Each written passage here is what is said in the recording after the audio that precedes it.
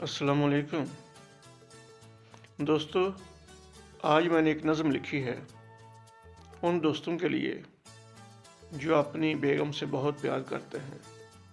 ये अलग बात है कि बेगम जो उनका हाल करती है वो भी अलग किस्म का ही होता है।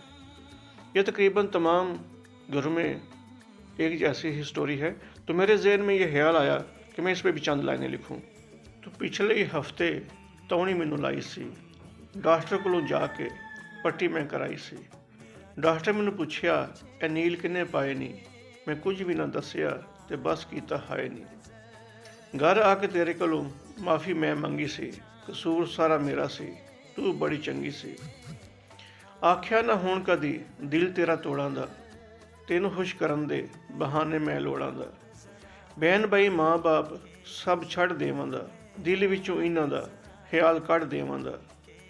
तेनू तंगी दे के बख्शिया नहीं जावां दा, नी मुल पैना मेथों जान तेरियां अदावां दा।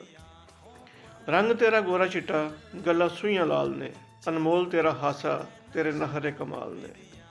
जुल्फां ने नागन ते अखां मस्तानियां, करदा है दिल करा मैं भी नदानियां। कमा के मैं पैसे घर जिस वेले आवां दा, तेरे कदमां दे विच सब मैं लुटावां दा।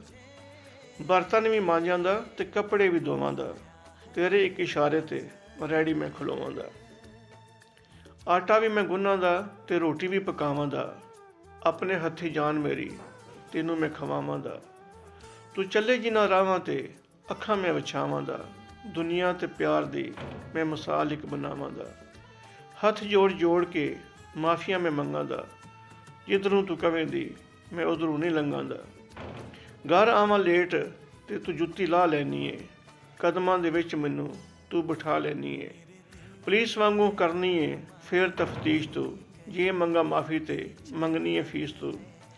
गुस्से नाल घर विच तू बर्तन भी तोड़ दी, जग उत्ते होनी नहीं कोई तेरे जोड़ दी। खाली होवे जेब ते तू गुस्से नाल वेहनी है, कुत्ते वांगू मैनू तू टुट टुट पैनी है। लत्तां बावां तेरे कोलों फिर मैं बचाना वा, छड़ दे मैनू तेरे तरले मैं पाना वा। माफियां मंगा के मैनू छड़नी है फिर तू, मेरी सारी आकड़ कर देनी है ढेर तू। घड़ी लई सुख दा फिर साह मैं लैना वा, तेरे सामने फकीर वांगू बैठा रहना वा। फिर भी मैं हर पल दवावां तेनू देना वा, जी जी करके ते नां तेरा लेना वा। शाला तेरे मुखड़े ते रवे मुस्कान नी, मैं हर खुशी तेरे उत्तों करां कुर्बान नी।